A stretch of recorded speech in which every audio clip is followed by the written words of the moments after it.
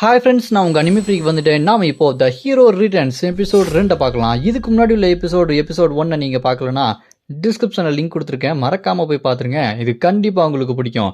இதில் டவரும் இருக்குது, டஞ்சன்ஸும் இருக்குது. இது என்னடா ஒரே கதையில் 2 மிக்ஸ் ஆகிருக்குது அப்படின்னு சொல்லிட்டு உங்களுக்கு பார்க்க ஆர்வமாக இருந்தால் இந்த கதையை தொடர்ந்து ஃபுல்லாக பாருங்கள். சரி வாங்க, நம்ம இப்போ எபிசோட் 2க்குள்ளே போகலாம். அதுக்கு முன்னாடி போன எபிசோட் கடைசியில் அந்த உல்ஃப் நம்ம ஹீரோவை அப்படி கடிக்க வரும்போது அப்போ நம்ம ஹீரோட அம்மா நம்ம ஹீரோவை காப்பாற்றுறதுக்காக அந்த உல்ஃப் மேலே அப்படி மோதி பறந்து விழுந்திருப்பாங்க.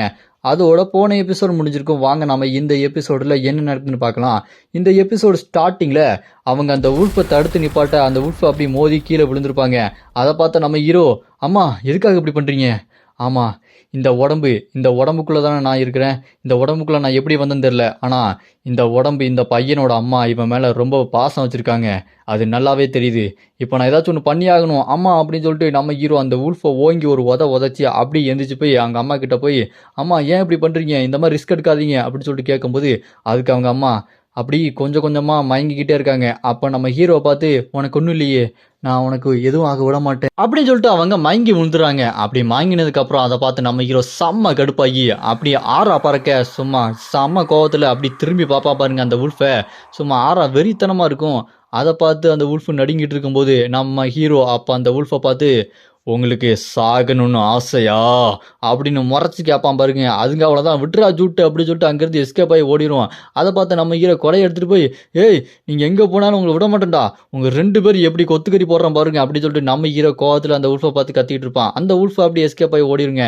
இப்போ நம்ம ஹீரோ, எனக்கு வீட்டு அட்ரஸ் தெரியாது எதில் இருக்கும் அப்படின்னு சொல்லிட்டு பார்க்கும்போது அவங்க பேக்கில் அந்த அட்ரஸ் இருக்குது. அதை பார்த்து நம்ம ஹீரோ அவங்க அப்படி உப்பு மூட்டை மாதிரி தூக்கிட்டு போய், இந்த பையன் ரொம்பவே கொடுத்து வச்சவன், எங்கள் அம்மா அவனுக்காக உயிரை கூட கொடுக்க ரெடியாக இருக்காங்க அப்படின்னு சொல்லிட்டு அந்த பையனோட அம்மா, அதாவது நம்ம ஹீரோட அம்மாவை தூக்கிட்டு வீட்டில் கொண்டு போயிடுவாங்க.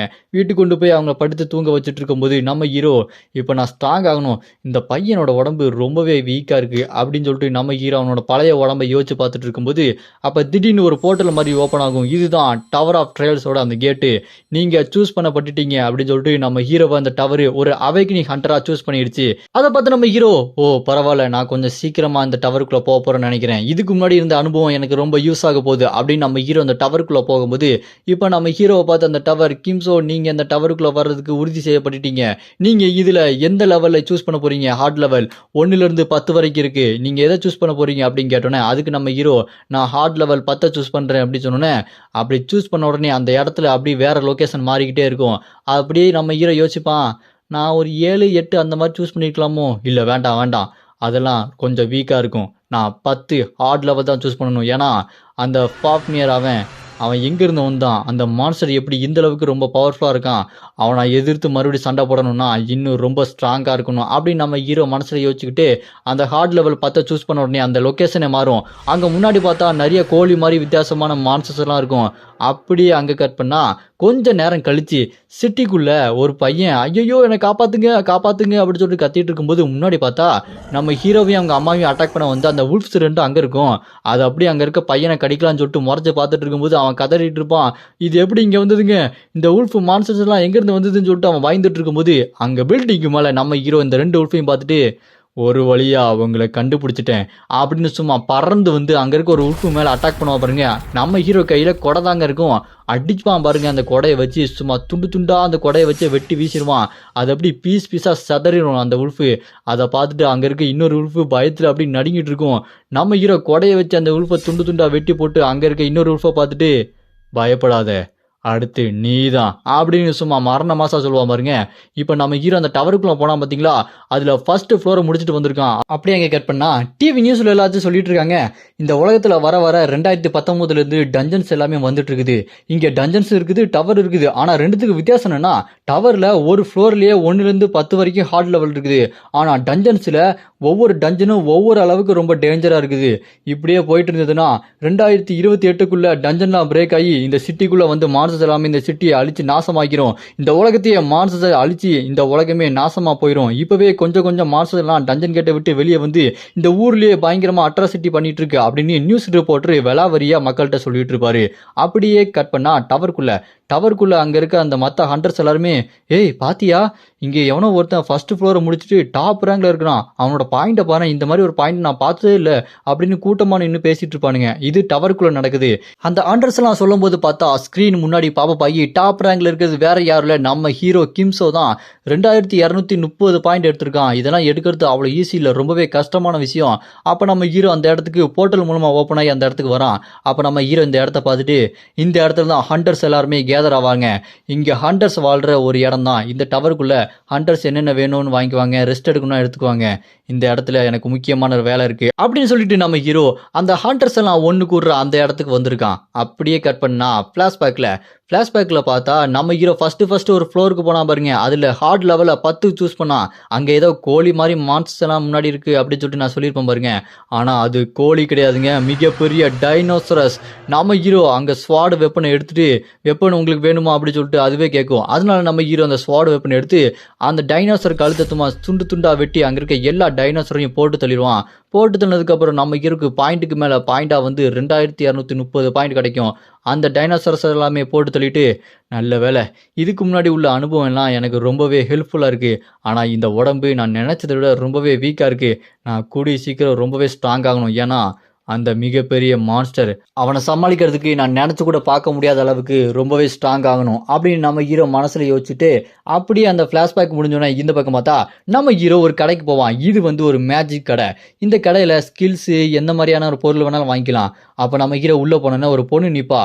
அவள் அப்படியே நம்ம ஹீரோவை மயக்கிற மாதிரியே பேசிக்கிட்டு இருப்பா. அதை பார்த்து நம்ம ஹீரோ, இவ தான் எல்ஃபு வெள்ளி, இவர் ரொம்பவே மோசமானவ, ஆம்பளைங்க எல்லாத்தையுமே இவரோட அழகால மைக்கி அவளுக்கு என்னென்ன வாங்க வைக்கணுமோ எல்லாத்தையுமே வாங்க வச்சிருவா. இப்படியே இவன் நல்லா கல்லா கட்டுவா. ஆனால் இவளோட பார்த்தா என்கிட்ட பழிக்காது. எனக்கு என்ன வேணுமோ அதில் நான் தெளிவாக இருக்கேன். எனக்கு தாவி குதிக்கிற அந்த ஸ்கில்லும் டிரான்ஸ்மேஷன் அந்த ஸ்கில்லு இது வேணும். இது இருந்தால் கொஞ்சம் ஹெல்ப்ஃபுல்லாக இருக்கும் அப்படின்னு நம்ம அந்த வெள்ளிக்கிட்ட நம்ம ஹீரோ எல்ஃபு வெள்ளிக்கிட்ட கேட்ட உடனே, அதுக்கு அந்த எல்ஃபு வெள்ளி, அதுவா அந்த தாவி குதிக்கிற அந்த பவருக்கு 150 பாயிண்ட்டும், அப்புறம் அந்த டிரான்ஸ்ஃபர்மேஷன் அந்த பவருக்கு 1000 பாயிண்ட் நீ கொடுக்கணும் அப்படின்னு நம்ம ஹீரோ கிட்ட கேட்ட உடனே, நம்ம ஹீரோவும் அவ்வளோதானே, என்கிட்ட 2230 பாயிண்ட் இருக்கு, இந்த 1150 பாயிண்ட் எனக்கு அதை கொடு அப்படின்னு சொல்லிட்டு நம்ம ஹீரோ பாயிண்ட்டை கொடுத்த உடனே அதை பார்த்து அவ செம்ம சாக்காயிருவா. என்னடா நீ இப்போதான் ஃபர்ஸ்ட் ஃப்ளோரே முடிச்சிருக்கு, அப்படி இருக்கும்போது உங்ககிட்ட எப்படி இவ்வளோ பாயிண்ட், 1000 பாயிண்ட் கூட யாருக்கிட்டையுமே இருக்காது, அப்படி இருக்கும்போது உங்ககிட்ட இவ்வளோ பாயிண்ட் இருக்குன்னா நீ என்ன பண்ணியிருக்க அப்படின்னு சொல்லிட்டு கேட்கும்போது, அப்போ நம்ம ஹீரோ அவளை பார்த்து, ஏய் நீ 1150 பாயிண்ட் கேட்ட, நான் அந்த 1150 பாயிண்ட் கொடுத்துட்டேன், கணக்கு கரெக்டாக தானே இருக்குது, இல்லை நான் கணக்கில் எதுவும் மிஸ்டேக் பண்ணுறேன்னா ஒழுங்காக அவன் வேலையை மட்டும் பாரு அப்படின்னு நம்ம ஹீரோ சொல்லிட்டு அந்த ஸ்கில்லு அப்புறம் சின்ன சின்ன பொருள்லாம் வாங்கிட்டு அங்கேருந்து கிளம்பியிருப்பான். அப்போ நம்ம ஹீரோ பெஞ்சில் உட்காந்துட்டு இந்த சுருக்குப்பை, இந்த மேஜிக்கல் சுருக்குப்பை மூலமாக எந்தெந்த பொருள் வேணாலுமே உள்ளே வச்சுக்கலாம், பொருள் எல்லாம் பாதுகாப்பாக இருக்கும் அப்படின்னு நம்ம ஹீரோ அதை பத்திரமா வச்சுட்டு இருக்கும்போது, நம்ம ஹீரோட அந்த தாவி குதிக்கிற ஸ்கில்லு அப்புறம் டிரான்ஸ்ஃபர்மேஷன் ஸ்கில்லு, தாவி குதிக்கிற ஸ்கில்லு இன்னும் கொஞ்சம் நல்லா ஹைட்டாக தாவி குதிக்கிற மாதிரி இருக்கும், அப்புறம் டிரான்ஸ்ஃபர்மேஷன் ஸ்கில்லு, இது மூலமாக நம்ம ஹீரோ தோக்கடிச்ச அந்த மான்சஸ் அதோட அந்த ஸ்கில்லு அதோட ஸ்டாமினா பவர் எல்லாத்தையுமே நம்ம ஹீரோ அப்படியே அவனுக்கு காப்பி பண்ணிக்க முடியும். இந்த மாதிரியான ஒரு வித்தியாசமான ஸ்கில்லு தான் அந்த டிரான்ஸ்ஃபர்மேஷன் ஸ்கில்லு. இது எல்லாத்தையுமே நம்ம ஹீரோ பார்த்துட்டே இருக்கும்போது டப்புன்னு நம்ம ஹீரோவோட முதுகை எவனோ சொறிறான். எவன்டா அவன் அப்படின்னு சொல்லிட்டு திரும்பி பார்க்கும்போது அவன், பதறாத நான் தான், என்ன டக்குன்னு பயந்துட்டியா அப்படின்னு சொல்லிட்டு அவன் கேட்கும்போது, நம்ம ஹீரோ அவனை பார்த்த உடனே இவன் அவன் இல்லை அப்படின்னு சொல்லிட்டு யோசிச்சு பார்க்கும்போது, அவன் 100 1000 10,000 பேரை கொண்டுட்டு அவங்களோட பணத்துக்கு மேலே சும்மா வெறி கொண்ட வேங்க மாதிரி ரொம்ப கோவத்தோட நிற்கிறான். அதை நம்ம ஹீரோ அப்படி யோசிச்சு பார்த்துட்டு, இவன் சாய் ஹுக் தானே, இவன் இப்படி இங்கே அப்படி சொல்லி நம்ம ஹீரோ ஷாக் ஆவான். அப்படி ஷாக் ஆகி அவனை பார்க்கும்போது அப்போ நம்ம ஹீரோ அவனை பற்றி யோசிப்பான். இந்த சாய் ஹுக் ஸ்டார்டிங்கில் நல்லா தான் ஹன் பண்ணிட்டு இருப்பான், ஆனால் அதுக்கப்புறம் தான் இவனோட அந்த கொலைகார புத்தியை தெரிய வந்தது. ஒரு மிகப்பெரிய கில்டையே கொடூரமாக கொண்டு இருக்கான். இதில் முக்கிய குற்றவாளி அவன் தான். இவன் ரொம்பவே கோரமானவன், ரொம்பவே கொடூரமானவன். இவன் எதுக்கு என்கிட்ட வந்து பேச வரான், சரி என்னன்னு கேட்போம் அப்படின்னு நம்ம ஹீரோ அவனை பார்த்து, உனக்கு என்ன வேணும் அப்படின்னு சொல்லிட்டு நம்ம ஹீரோ அந்த சாயை பார்த்து கேட்பான். அதுக்கு அந்த சாய் நம்ம ஹீரோ கிட்ட, ஏய் நான் உன்னை பார்த்துக்கிட்டே இருந்தேன்ப்பா, ஃபாலோ பண்ணி வந்துக்கிட்டே இருந்தேன், நீ அந்த கடைக்குள்ளே போய் ஏதேதோ பொருள் வாங்குற, நிறையா பாயிண்ட் வச்சிருக்க, உன்னை பார்க்கறதுக்கே ரொம்ப வித்தியாசமாக இருக்கு அப்படின்னு அவன் நம்ம ஹீரோ பார்த்து சொல்லுவான். உடனே நம்ம ஹீரோ மனசுக்குள்ள, என்னது நீ என்ன ஃபாலோ பண்ணியா, இவ்வளோ நேரம் நீ என்னை ஃபாலோ பண்ணிட்டு இருந்திருக்க, ஆனால் என்னால் உன்னை கண்டுபிடிக்க முடியலையே, உன்னோட கொலகார புத்தியை நீ இப்போ காட்ட ஆரம்பிச்சிட்டியா, இப்போ இங்கே கண்டிப்பாக ஒரு மிகப்பெரிய பிரச்சனையாக போகுது, நான் அதுக்கு ரெடியாக இருக்கணும், இவன் ஒரு ஓனாய் மாதிரி அப்படின்னு நம்ம ஹீரோ மனசுக்குள்ளே சண்டைக்கு ரெடியாக இருக்கும்போது அவன் படார்னு சின்ன நாய்க்குட்டி மாதிரி நீ வேணா பேசாமல் என் கூட சேர்ந்து சண்டை போடுறியா, நம்ம 2 பேரும் ஒரே டீமாக சண்டை போடலாம் அப்படின்னு சொல்லிட்டு ஏதோ நாய்க்குட்டி மாதிரி நம்ம ஹீரோ கிட்ட ரொம்ப அன்பாக பேசிகிட்டு இருப்பான். அதை கேட்டு நம்ம ஹீரோக்கு என்னது இவன் சண்டை போடுவோம் அப்படின்னு சொல்லிட்டு பார்த்தா இப்படி பேசுகிறான் அப்படின்னு சொல்லிட்டு யோசிச்சுட்டு இருப்பான். அப்படியே கட் பண்ணா நம்ம ஹீரோ 2வது ஃப்ளோர் போகிறதுக்கான அந்த டாஸ்க் வருது.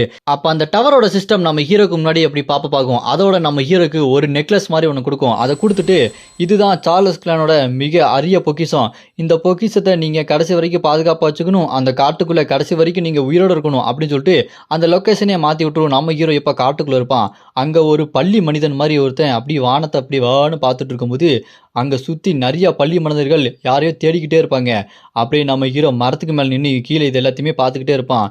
என்னது இது, இதுங்கிட்ட இருந்து இந்த பொக்கிஷத்தை நான் பாதுகாக்கணுமா, அந்த பொக்கிஷத்தில் அப்படி என்ன இருக்குது அப்படி சொல்லிட்டு அந்த செயின் எடுத்து பார்த்தா டக்குன்னு ஸ்க்ரீன் பாப்பாகி இதோட எஃபெக்ட் என்ன, இதோட பவர் என்னன்னு இப்போதைக்கு உங்களை காட்ட முடியாது, நீங்கள் இந்த காட்டுக்குள்ளே கடைசி வரைக்கும் உயிரோடு இருக்கணும் அப்படி சொன்னோன்னே அதை பார்த்து நம்ம ஹீரோ என்னடா ஒரு பவருமே இல்லாமல் இந்த செயினை நான் இதுக்கு பாதுகாக்கணும், சரி பார்க்கலாம் அப்படின்னு நம்ம ஹீரோ யோசிச்சுட்டு இருப்பான். அப்படியே கீழே பார்த்தா அந்த ஒரு பள்ளி மனிதன் ஏதோ தேடிக்கிட்டே நடந்து வந்துட்டு இருப்பான். அவனுக்கு முன்னாடி நம்ம ஹீரோ சும்மா சூப்பர் ஹீரோ மாதிரி லேண்டிங் கொடுத்துட்டு ஸ்வாட் எடுத்துட்டு செம்ம ஸ்பீடாக போய் குறுக்க ஒரு வெட்டினத்தில் சும்மா 2 துண்டா பொழந்துட்டு செத்து போயிடும் அந்த பள்ளி மனிதன். அப்போ நம்ம ஹீரோ நான் அந்த காட்டுக்குள்ளே உயிர் வாழணும் அப்படின்னா இங்கே இருக்கிற எல்லா பள்ளி மனிதர்களையும் போட்டு தள்ளணும் அவ்வளோதானே அப்படின்னு சொல்லிட்டு யோசிச்சு பார்த்துட்டு அப்படி சுற்றி பார்த்தா சும்மா வசன்னு மேலே கீழேன்னு எல்லா பக்கமும் அந்த பள்ளி மனிதன் மாசஸ்லாம் இருப்பாங்க. அங்கே ஒரு பள்ளி மனிதன் அப்படி வேகமாக பறந்து வந்து நம்ம ஹீரோவை அட்டாக் பண்ண வரும்போது நம்ம ஹீரோ அதோட உடம்பு 2 துண்டா வெட்டி போட்டுருவான். அங்கே இருக்கிற ஒவ்வொரு பள்ளி மனித மாசஸ் எல்லாத்தையுமே சும்மா துண்டா செம்ம ஸ்பீடாக போய் வெட்டி வீசிக்கிட்டே இருப்பான். சும்மா அங்கே இருக்க எல்லாத்தையுமே போட்டு தள்ளணும்னு நம்ம ஹீரோக்கு பாயிண்ட் வந்துக்கிட்டே இருக்கும். அது எல்லாத்தையுமே நம்ம ஹீரோ போட்டு தள்ளிட்டு இது ரொம்பவே அட்வென்ச்சராக தான் இருக்குது அப்படின்னு யோசிச்சுக்கிட்டே இருக்கும்போது தான் ஆமாம் அந்த சாய் நம்ம ஹீரோவை கூப்பிட்டானே என்னன்னா அப்படின்னு சொல்லிட்டு பார்க்கும்போது அப்போ தான் நம்ம ஹீரோ யோசிச்சு பார்க்குறான். அந்த சாய் நம்ம ஹீரோவை கூப்பிட்ட உடனே நம்ம ஹீரோ நீ எந்த லெவலில் அந்த சூஸ் பண்ணியிருக்க அப்படின்னு சொல்லிட்டு கேட்டோன்னே அவன் 8வது லெவலில் சூஸ் பண்ணி வச்சிருக்கான். அதை பார்த்து நம்ம ஹீரோ இல்லை நான் 10வது லெவலில் சூஸ் பண்ணியிருக்கேன், எனக்கு செட் ஆகுது அப்படின்னு சொல்லிட்டு அவனை கழட்டி விட்டு நம்ம ஹீரோ வந்திருக்காரு.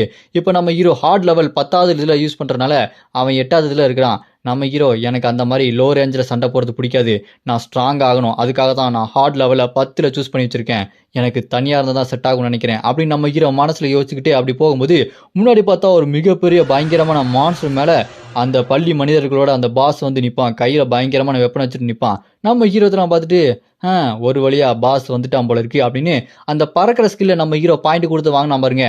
அந்த ஸ்கில்லை யூஸ் பண்ணி சும்மா ஜம்ப் பண்ணி அந்த மிகப்பெரிய மான்ஸ்டருக்கு மேலேயே பறந்து போவான். போனது மட்டும் இல்லாமல் அந்த மான்ஸ்டரை பார்த்துட்டு ஏய் உன்ன மாதிரி உணவு சங்கிலியில் கீழே இருக்கிற அற்பமான மான்ஸ்டர்ஸ் எல்லாமே என் கையால் சாகிறதுக்கு தாண்டா பிறந்திருக்கீங்க அப்படின்னு சும்மா ஓங்கி ஒரு போடு அந்த பாஸ் மான்ஸ்டரை மட்டும் கொண்டது இல்லாமல் அது மேலே உட்காந்துருந்தான் பார்த்தீங்களா அந்த மான்ஸ்டரையும் 2 துண்டா பொழந்து விட்டுருவான் ஒரே வெட்டு. அப்புறம் கை கால் எல்லாத்தையுமே சும்மா சரசன்னு வெட்டி துண்டு ஆக்கி விட்டுருவான். அந்த பாஸ் மான்ஸ்டரை அசால்ட்டாக போட்டு தந்ததுக்கப்புறம் அந்த செயின் இருக்குது பார்த்தீங்களா ட்ரெஷரு, அந்த அரிய வகை பொக்கிஷம், அதோட பவர் என்னன்னு சொல்லிட்டு இப்போ தான் காமிக்குது. இப்போ இதோட பவர் என்னன்னா உங்களுக்கு அடிபட்டாலோ என்ன ஆனாலுமே இது உங்களை ஹீல் பண்ணிடும் அப்படி சொல்லிட்டு அந்த பவர் அது காட்டும். இதை பார்த்து நம்ம ஹீரோ பரவாயில்லையே இது நான் வேஸ்ட்னு நினச்சேன் நல்லாவே யூஸ் ஆகுது அப்படின்னு சொல்லிட்டு அடுத்ததான் நம்ம ஹீரோ அந்த டிரான்ஸ்ஃபர்மேஷன் ஸ்கில்லை யூஸ் பண்ணி அந்த பாஸ் மான்ஸ்டரோட அந்த ஸ்கில்லு அந்த மான பவர் எல்லாத்தையுமே நம்ம ஹீரோ அவனுக்கு அப்படி காப்பி பண்ணி எடுத்துக்குவான். அதை எடுத்துக்கிட்டதுக்கு அப்புறம் நம்ம ஹீரோ பரவாயில்ல நான் இப்படியே டெவலப் ஆகிட்டு போனோம் அப்படின்னா கண்டிப்பாக நான் நினச்சதை விட ரொம்பவே ஸ்ட்ராங்காக மாறுவேன் அப்படின்னு யோசிச்சுக்கிட்டு அப்படியே அந்த டவரை விட்டு வெளியே வந்து நம்ம ஹீரோ வீட்டுக்கு போனால் அங்கே நம்ம ஹீரோட அம்மா இங்கே வா உனக்காக நான் சமைச்சு வச்சுருக்கேன் சாப்பிடு அப்படின்னு சொல்லிட்டு வகை வகையாக சாப்பாடெல்லாம் செஞ்சு நம்ம ஹீரோக்கு வச்சுருப்பாங்க. நம்ம ஹீரோவும் ரொம்ப நன்றிம்மா அப்படின்னு சொல்லிட்டு சாப்பிட ரெடியாக இருக்கும்போது நம்ம ஹீரோட அம்மா ஹீரோவை பார்த்து நீ அந்த 2 ஓனாயிட்டு இருந்து என்னை காப்பாற்றி பாதுகாப்பாக வீட்டுக்கு கூட்டு வருவேன் நான் கொஞ்சம் கூட நினச்சி கூட பார்க்கல, நீ உண்மையாலுமே ரொம்ப நல்ல பையன் அப்படின்னு பாராட்டிட்டு இருப்பாங்க.